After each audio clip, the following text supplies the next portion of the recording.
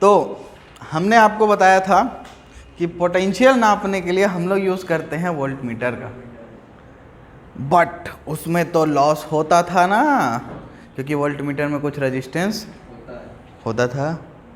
अब देखो एक एग्जांपल लेके समझते हैं। ये हमारा बैटरी और ये हमारा रजिस्टर।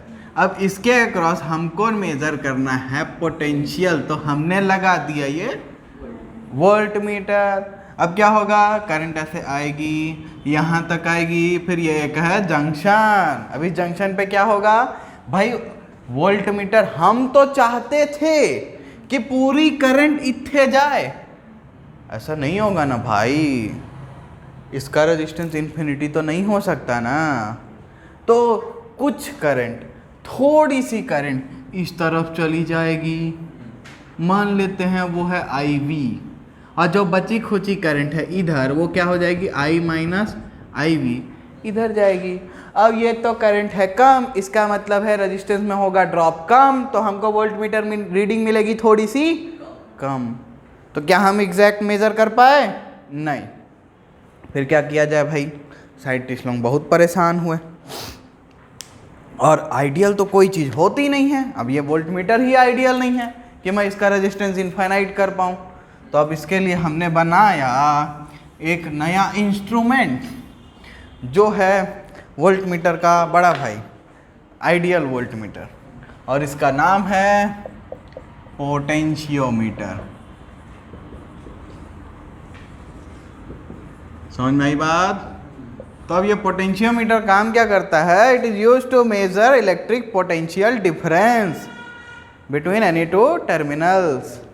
ठीक है, अब ये कैसा है, क्या है, तो देखो ये आइडियल वोल्टमीटर है, ये ओरिजिनल ही मेज़र करता है, ये कोई भी करंट खुद से ड्रॉ करके ख़त्म नहीं करता है, पूरा रजिस्टर में जाता है, जो हमारा एलिमेंट है उसमें जाता है, तो हमको एक एग्जैक्ट मेज़रमेंट मिल जाता है। ठीक है, अब इसका कंस्ट्रक्शन देखते हैं। तो इसके कंस्ट्रक्शन के लिए देखो ये अजीब सा भयंकर सा डायग्राम बनाएंगे, मस्त एकदम, ऐसा छोटा सा डब्बा बनाओ, यहाँ बनाओ। अरे भाई साहब, यही तो मेरे जीवन का दुख है, जिसको मैं दूर करना चाहता हूँ, इस साल हो जाना चाहिए। ये ऐसा बना लिए, तो मैं तुम लोगों को सिखा भी दे रहा हूँ कैसे बनाते हैं।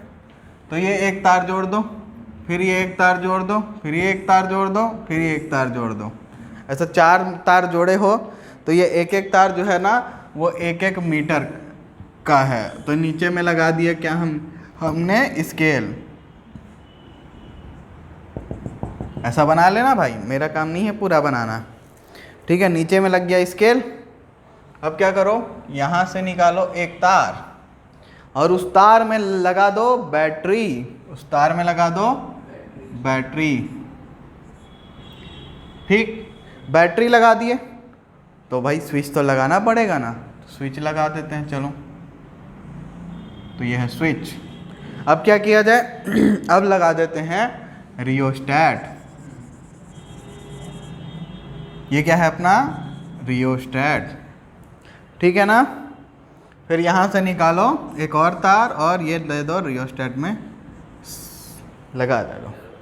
यहाँ तक कोई दिक्कत नहीं है। अब क्या करो, यहाँ से फिर से एक और तार निकालो। ठीक है, अब इस तार में लगाओ कुछ एलिमेंट, क्या लगाओ, वोल्टमीटर प्लस माइनस, और फिर ये है अपना, देखो यहाँ ना ये जो एरो मैं बना रहा हूँ ये क्या है, ध्यान देना, ये है जॉकी। जॉकी देखे हो, जॉकी हैं, जॉकी गारमेंट्स नहीं। ठीक है, जॉकी ना एक पेन जैसा तुमको लैब में दिया गया होगा, उसके सामने ऐसे नुकीला सा होता है, उसको आपको बोला गया होगा ऐसे ऐसे तार पे छुआओ बच्चा, है ना, तो वो होता है जॉकी। उसको ना स्लाइड नहीं करना चाहिए, क्योंकि तार बहुत पतला होता है, तो तार घिस जाता है, छिल जाता है, तो वो हम नहीं चाहते हैं। हम चाहते हैं कि तार यूनिफॉर्म बना रहे। ठीक है, तो इसके कंस्ट्रक्शन में क्या है, तो इसमें हमारा ये A से B तक का ये लंबा सा तार लगा हुआ है, नीचे ये स्केल लगा हुआ है, और इसमें जो ये जो तार है ना ये यूनिफॉर्म क्रॉस सेक्शन का होगा, और ये ऐसे मटेरियल का होगा जिसका रजिस्टिविटी बहुत हाई होगा, जिसका लो टेम्परेचर कोफिशिएंट होगा। इसका मतलब क्या है, टेम्परेचर के साथ वो चेंज बहुत कम दिखाएगा। यूजुअली हम लोग कॉन्स्टेंटेन एंड मैग्नेट को यूज़ करते हैं क्योंकि इनका टेम्परेचर कोफिशिएंट काफ़ी लो होता है और रजिस्टिविटी काफ़ी हाई होती है। ठीक है, हम लोग 1 मीटर का तार लेते हैं, यहाँ से यहाँ तक की डिस्टेंस जो है ना यूजुअली 1 मीटर की होती है। ठीक है, अब ये वायर्स को हम लोग क्या किए, देखो ये जो है ना ये कॉपर स्ट्रिप्स हैं, ये क्या है, कॉपर स्ट्रिप्स। इनसे इनको हमने ज्वाइन किया, तो 100 metre, 200 metre, 300 metre, 400 metre, total हमने 400 मीटर की लेंथ, सॉरी 400 मीटर बोलो, 4 मीटर, 1 मीटर का वायर होता है ना ये। ठीक है, 100 सेंटीमीटर बोलो, 400 सेंटीमीटर बोलो।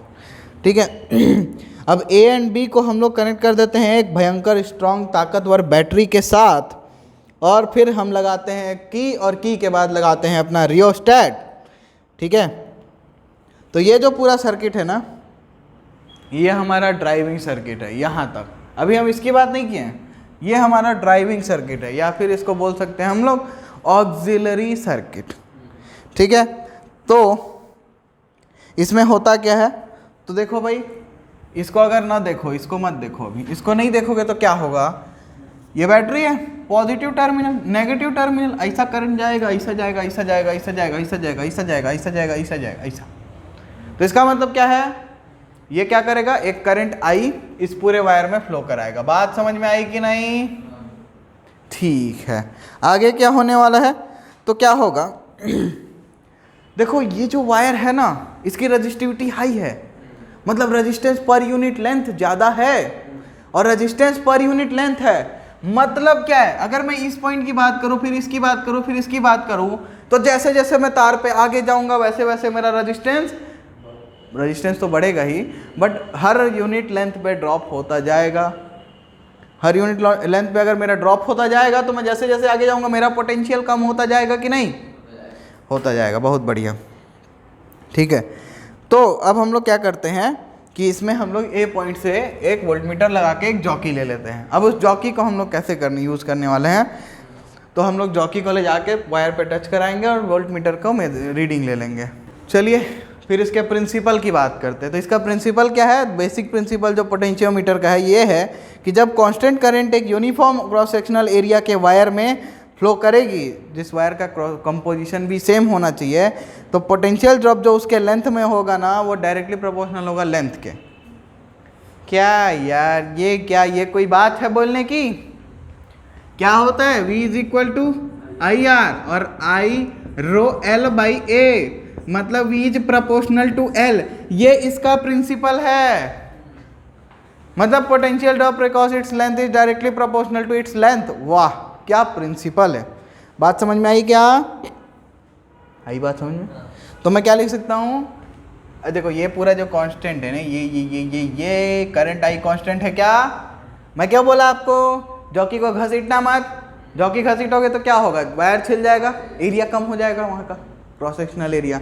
इसका मतलब एरिया को हमको कांस्टेंट रखना है। रजिस्टिविटी, वायर थोड़ी ना बार बार बदलेगी, तो रजिस्टिविटी भी कांस्टेंट होगी। तो इसका मतलब क्या है, इसको KL लिख सकता हूँ ना। बात समझ आई? तो इसीलिए हम V is proportional to L बोल सकते हैं। बात समझ में आ गई? क्या कोई दिक्कत है? अच्छा अब ये देखो, ये जो V is equal to KL है ना, V is equal to KL है, ये K को क्या लिख सकते हो, V by L, and anything divided by its length हमको क्या देता है, वो उसका ग्रेडियंट दे देता है। तो here K is potential gradient. बात समझ में आई कि नहीं? ठीक है, तो अब देखो ये है पोटेंशियोमीटर, ये है पोटेंशियोमीटर।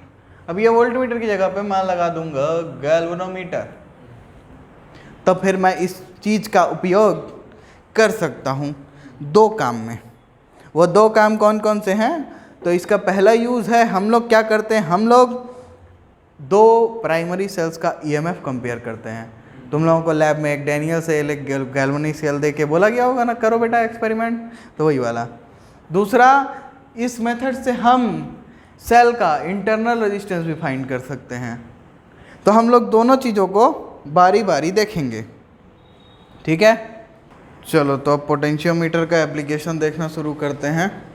तो पोटेंशियोमीटर का जो पहला एप्लीकेशन है वो है comparison of EMF comparison of EMF of two primary. अब प्राइमरी सेल क्या होता है, केमिस्ट्री, इलेक्ट्रोकेमिस्ट्री में पढ़े हो, ठीक है, तो तुम लोग खुद से जान लो, ठीक है। तो मेरे को मान लो 2 सेल मेरे पास है, उसका मेरे को मेजर करना है, मतलब ईएमएफ कंपेयर करना है ना, एग्जैक्ट नहीं बता सकता मैं, केवल कंपैरिजन बता सकता हूँ, ठीक है। तो देखो हम क्या करेंगे, हम अपना जो पोटेंशियोमीटर है वो ऐसा ही लगाएंगे,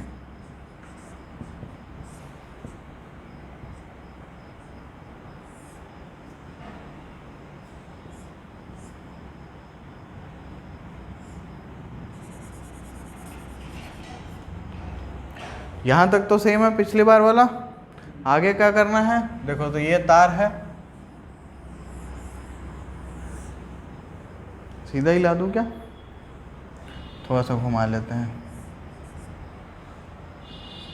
ठीक है। तो ये बन गया अपना पोटेंशियोमीटर, ये पॉइंट बी है और ये पॉइंट ए है, यहाँ तक तो सेम है। अब क्या करो, यहाँ से निकालो 2 ठोक बैटरी लगाने के लिए तार, ओ तेरी,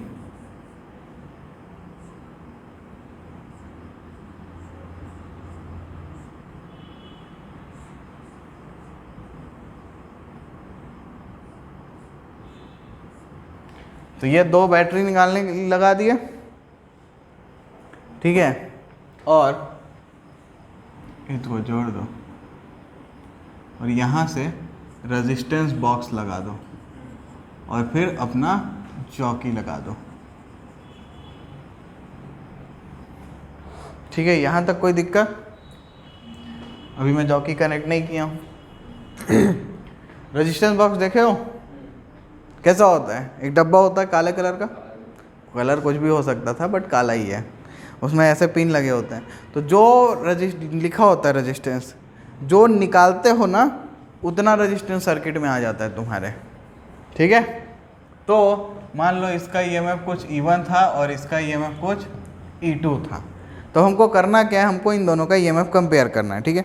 तो हमने एक सर्किट बना लिया, सब कुछ कर लिया है, ठीक है। तो E1 और E2 जो है 2 प्राइमरी सेल है हमारे पास, जिनका ईएमएफ है और हमको उन दोनों को कंपेयर करना है, ठीक है। तो उन दोनों के पॉजिटिव टर्मिनल को हमने कलेक्ट कर दिया पॉइंट ए से, और नेगेटिव टर्मिनल से एक ये क्या बोलते हैं की लगाया, और उसके बाद एक रेजिस्टेंस बॉक्स लगाया जिसका रेजिस्टेंस हाई होगा।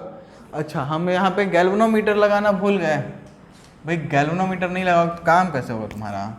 तो यहाँ पे एक गैल्वेनोमीटर लगाओ और फिर जॉकी लगाओ, ठीक है। तो जॉकी लगा लिए, गैल्वेनोमीटर भी लगा लिए। अब क्या करेंगे, रेजिस्टेंस बॉक्स से एक बढ़िया रेजिस्टेंस निकाल लिए, हाई रेजिस्टेंस होना चाहिए। क्यों हाई रेजिस्टेंस लगाते हैं अपन, क्योंकि अपन चाहते हैं कि करंट एक लिमिटेड उससे ज़्यादा ना जाए, क्योंकि गैल्वेनोमीटर हमारा एक सेंसिटिव इंस्ट्रूमेंट है जिसकी रेंज ज़्यादा नहीं होती है। तो अब क्या करना है अपने को, अब पहले हम लोग क्या करेंगे, अभी देखो ये बैटरी पॉजिटिव नेगेटिव ये अपना करंट फ्लो करा रही होगी, ऐसा ऐसा ऐसा ऐसा ऐसा। अब हम क्या करेंगे, एक ठोक स्विच ऑन करेंगे, एक ठोक स्विच ऑन करेंगे, ये अभी ओपन है तो इसमें तो कोई करंट नहीं होगा। अब ये करंट ऐसा फ्लो कराना चाहेगा, है ना। और हम क्या करेंगे, गैल्वेनोमीटर देखो ऐसा फ्लो कराना चाहेगा, हम गैल्वेनोमीटर को यहाँ टच कराएंगे, अलग अलग जगह पे ऐसे टच कराते जाएंगे। एक पॉइंट ऐसा आएगा ना जिस पर गैल्वेनोमीटर डिफ्लेक्शन नहीं दिखाएगा और वो 0 पॉइंट पे आ जाएगा, ठीक है। तो मान लेते हैं कि वो वाला पॉइंट था ये, और ये डिस्टेंस थी L1, ठीक है ना। तो मैं क्या लिख सकता हूँ भाई कि ये जो E1 है it is equal to KL1। अब मैं क्या करूँगा, इसको कर दूंगा ओपन और इसको कर दूंगा क्लोज। अब फिर से मैं इसको मेजर कर रहा हूँ, मान लो इस पॉइंट पे आया और दूसरा वाला 0 हो गया, ये डिस्टेंस था L2। तो मैं क्या लिख सकता हूँ, A2 is equal to KL2 लिख सकता हूँ क्या, ठीक है। दोनों इक्वेशन को डिवाइड कर दो। तो क्या लिखोगे, E1 by E2 is equal to L1 by L2। ठीक ना, कोई दिक्कत? हो गया कंपैरिजन, बस बस इतना ही था। बस ऐसा है कि अब ये कंपैरिजन सीख लिया ना, तो अब तुम लोग को मैं अगर बताऊं कि बेटा ये E1 मान लो 5 वोल्ट का सेल था, तो क्या तुम E2 निकाल सकते हो? आराम से निकाल लोगे भाई। 5 वोल्ट के लिए तुमको जो लेंथ मिलेगा उसको L1 मान लो, फिर दूसरा अननोन के लिए जो लेंथ आएगा वो L2 आएगा। L1 में L1 डालना, L2 में L2 डालना, E1 को 5 रखना, E2 निकाल लेना। तो इस तरीके से तुम किसी भी अननोन सेल का EMF भी मेजर कर सकते हो। इसका मतलब हमने एक काम बोल के दो कर लिए, एक तीर दो शिकार। समझ में आया क्या? कोई दिक्कत? अच्छा, अब देखो एक चीज़ ध्यान रखना भाई, एक चीज़ ध्यान रखने वाली क्या है, ये हमारा जो रियोस्टेट लगा है ये की है, और ये जो हमारा बैटरी है मान लो इसका EMF E है। अब एक चीज़ थोड़ा सा आंखें खोल के देखो, ये करंट ऐसा फ्लो करा रहा है और ये करंट ऐसा फ्लो करा रहा है। अगर गलती से भी ये E1 E2 की वैल्यू इस E से ज़्यादा निकल गई, गलती से भी, तो क्या होगा, हमको नल पॉइंट मिलेगा ही नहीं। क्यों नहीं मिलेगा? क्योंकि ये जो करंट दे रहा होगा, ये जो करंट दे रहा होगा, जीरो कभी हो ही नहीं सकता, क्योंकि ये ज़्यादा करंट दे रहा होगा। बात समझ हो क्या रहा होगा? ऐसा सोचो तो देखो, अगर यहाँ से करंट आई जा रही है, ऐसे जा रही है, ऐसे जा रही है, ऐसे जा रही है, फिर वो करंट इधर से जा रही है, तो यहाँ पे गैल्वेनोमीटर जीरो कब दिखाएगा? सोचो तो, गैल्वेनोमीटर जीरो तब दिखाएगा ना जब यहाँ से मगर I1 आ रही है, तो I और I1 यहाँ, ये सर्किट में मेरे को करंट ही नहीं फ्लो करानी, ये सर्किट में मेरे को करंट ही फ्लो नहीं करानी है। इसका क्या मतलब है? इस पॉइंट का और इस पॉइंट का पोटेंशियल सेम हो जाएगा, तभी तो ये चीज़ पॉसिबल है। और अगर इसकी वैल्यू बड़ी हुई इससे, तो ये चीज़ कभी पॉसिबल ही नहीं होगा, क्योंकि ये E1 देगा, ये पॉइंट का पोटेंशियल ये E1 फिक्स कर देगा ना, और ये E में ड्रॉप होता जाएगा होता जाएगा होता जाएगा, और इस पॉइंट पे जाके E वाले का जो फाइनल मिलेगा यहाँ का पोटेंशियल, वो E1 के इक्वल मिलेगा। अब अगर ये कमज़ोर है बेचारा, तो वो कभी इसके बराबर ला पाएगा क्या? नहीं ला पाएगा, तो नल पॉइंट मिलेगा ही नहीं। बात समझ में आई कि नहीं? ठीक है, अब क्या करें, चलो अब दूसरा वाला करते हैं। दूसरे में हम सीखेंगे कि कैसे हम इंटरनल रेजिस्टेंस मेजर कर सकते हैं किसी भी सेल का। नोट नहीं करना था ना? ये 2 लाइनें लिख लेना यार, बुक में डायग्राम बना हुआ है, हमने समझा दिया। अगर आपने समझ लिया तो अच्छी बात है। मेन चीज़ फिजिक्स में समझना है, क्योंकि थ्योरी नाम की इसमें कोई चीज़ नहीं। अगर तुमने फील कर लिया एक बार, तो फिजिक्स से आसान कोई सब्जेक्ट नहीं, बट फील करने की बात है। ठीक है, तो अब हम लोग इसका दूसरा यूज देखेंगे, जो कि है measurement of internal resistance of cell. Measurement of internal resistance of cell. अब देखो एक चीज पिछले वाले में ऐसा खुद भी इमेजिन कर सकते हो, यहाँ 4 ठोक बैटरी 4 सेल का कॉम्बिनेशन लगा हुआ है, वहाँ सिर्फ एक सिंगल सेल था। तो हम लोग पहले ही उस चीज़ को ध्यान में रखते हुए यहाँ पे हमेशा हायर पोटेंशियल ही अप्लाई करते हैं। तो अब इसको पहले कंप्लीट कर लिया जाए। ये हो गया कंप्लीट, और ये हमारा पॉइंट है ए। तो यहाँ से हमको लगाना क्या है, हमको इंटरनल रेजिस्टेंस मेजर करना है। तो हम क्या करेंगे, यहाँ से एक निकालेंगे ऐसे तार, और इसमें अपनी बैटरी लगा देंगे। इसका कुछ इंटरनल रेजिस्टेंस होगा, इसमें आगे हम गैल्वेनोमीटर लगा लेंगे और फिर जॉकी लगा देंगे। ठीक है ना? अब हम क्या करेंगे पता है, अब हम इसके ऊपर एक रेजिस्टेंस बॉक्स लगाएंगे। और कहाँ कनेक्ट करेंगे रेजिस्टेंस बॉक्स को? कहीं नहीं करेंगे, अभी खुला छोड़ देंगे स्विच लगा के। ठीक, यहाँ तक कोई दिक्कत है क्या? तो अब इसमें 2 स्विच हो गए, तो इसको मैं K1 बोल देता हूँ, इसको मैं K2 बोल देता हूँ। बाकी सब सेम है, ये अपना रियोस्टेट है, ये अपना E सप्लाई कर रहा है, और ये EMF E सप्लाई करके एक कांस्टेंट करंट I इस पूरे सर्किट में मेंटेन करना चाह रहा है। ठीक है, तो मान लेते हैं कि हमने जो सेल लगाया है उसका EMF E है, और उसका इंटरनल रेजिस्टेंस स्मॉल आर है जो हमको मेज़र करना है। तो हम लोग क्या करेंगे, पॉजिटिव टर्मिनल को पॉइंट ए से कनेक्ट कर देंगे, नेगेटिव टर्मिनल को जॉकी के थ्रू हम टच कराने वाले हैं, ठीक है, और एक रेजिस्टेंस बॉक्स बैटरी के अक्रॉस कनेक्ट कर देंगे। अब हम लोग क्या करेंगे कि ये K1 की को ऑन करेंगे, करंट आई फ्लो करना चालू कर देगा, ठीक है।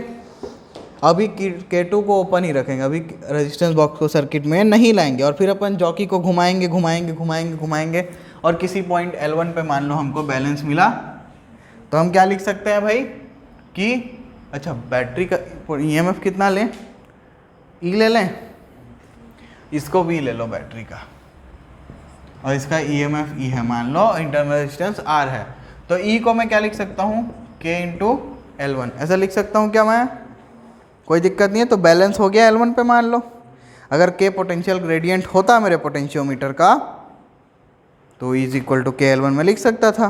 अब रेजिस्टेंस बॉक्स को अपन ले आएंगे सर्किट में और K2 स्विच को क्लोज कर देंगे, और फिर हम लोग क्या करेंगे, फिर से बैलेंस पॉइंट पाएंगे, ठीक है। तो अब जैसे ही ये रेजिस्टेंस बॉक्स कनेक्ट होगा तो अब हमको EMF E नहीं मिलेगा, EMF E की जगह अब हमको पोटेंशियल टर्मिनल वोल्टेज V मिलेगा। तो उसके लिए अगर बैलेंस किया हमने तो मान लो कि वो L2 पे बैलेंस हुआ, तो अब जैसे ही हम स्विच को ऑन करेंगे तो अब यहाँ पे हमको मिलेगा क्या, यहाँ E की जगह हमको मिलने लगेगा अब V, और उस V को हमने बैलेंस किया तो मान लो वो इस पॉइंट पे L2 पे बैलेंस हुआ। तो मैं क्या लिख सकता हूँ, V is equal to K L2 लिख सकता हूँ क्या मैं, अच्छा। तो यहाँ से E अपॉन V क्या हो जाएगा, L1 बाई L2। यहाँ तक कोई दिक्कत है क्या, नहीं है ना। अब अगर इंटरनल रेजिस्टेंस था तो E को मैं क्या लिख सकता हूँ, I into R plus small r, ये लिख सकता हूँ ना। और V को मैं क्या लिख सकता हूँ, V को मैं लिख सकता हूँ I इंटू R। यहाँ से मैं E बाई V को क्या लिख सकता हूँ, R plus R by capital R। तो ये E बाई V की वैल्यू तो L1 बाई L2 है, तो इसका मतलब क्या है, R plus R by capital R is equal to L1 by L2। कोई दिक्कत है क्या, तो इंटरनल रेजिस्टेंस मेजर हो गया क्या, कैसे मेजर हुआ भाई, नहीं हुआ मेजर अभी तक, हो गया ना। और क्या करना है भाई, ये R को उधर मल्टीप्लाई कर दो, R plus R is equal to L1 by L2। तो R स्मॉल r मेजर करना है ना, तो यहाँ R एक ऊपर जाके मल्टीप्लाई भी हो गया, तो ये स्मॉल r क्या हो जाएगा, L1 by L2 R minus R। तो R को कॉमन ले लो, क्या मिलेगा, L1 बाई L2 माइनस 1। तो R की वैल्यू क्या आएगी, R L1 minus L2 divided by L2। तो हमने इंटरनल रेजिस्टेंस सक्सेसफुली मेजर कर लिया है। और ये जो कैपिटल आ रहा है ये क्या है, ये रेजिस्टेंस बॉक्स से जो रेजिस्टेंस निकालोगे वो होगा, क्योंकि उसी की वजह से ना टर्मिनल वोल्टेज आ रहा है, V is equal to I R. बात समझ में आई कि नहीं, ठीक है, समझ में आ गया। तो इस तरीके से हम लोग पोटेंशियोमीटर का दो उपयोग करते हैं। पहला क्या करते हैं, सेल्स का EMF कंपेयर करते हैं, अननोन सेल का EMF मेजर भी कर सकते हो, और सेल का इंटरनल रेजिस्टेंस भी इस मेथड से फाइंड कर सकते हो। अब देखो इसमें क्या हो रहा है, ये एक नल पॉइंट फाइंड कर रहे हैं, एक नल पॉइंट फाइंड कर रहे हैं जहाँ पे हमारा करंट का फ्लो जीरो हो रहा है। इसका मतलब क्या, हम कोई करंट ड्रॉ ही नहीं कर रहे हैं। At the time of measurement we are not drawing any current from the circuit. और अगर सर्किट से हम करंट ड्रॉ ही नहीं कर रहे हैं तो इसका मतलब क्या है, हम आइडियल वोल्टमीटर की तरह काम कर रहे हैं, हम कोई करंट ड्रॉ ही नहीं रहे हैं, हम एग्जैक्ट पोटेंशियल मेजर कर रहे हैं। बात समझ में आई कि नहीं, इसका मतलब हम EMF मेजर कर रहे हैं, ठीक है। और वोल्टमीटर क्या करता था, थोड़ा सा करंट ले लेता था, उसकी वजह से ड्रॉप हो जाता था, जो हम नहीं चाहते थे, ठीक है। अब देखो पोटेंशियोमीटर की सेंसिटिविटी की बात करें तो पोटेंशियोमीटर सेंसिटिव कब होगा, जब वो बहुत ही छोटे पोटेंशियल डिफरेंस को मेजर करने के कैपेबल होगा तो वो सेंसिटिव होगा। ठीक है, तो सेंसिटिविटी मतलब क्या है, जो जितने स्मॉल चीज़ पे रिएक्ट करे वही ना। तो पोटेंशियोमीटर सेंसिटिव कब होगा, जब वो स्मॉलेस्ट पॉसिबल पोटेंशियल डिफरेंस को मेजर कर ले जो हमको ज़रूरत है।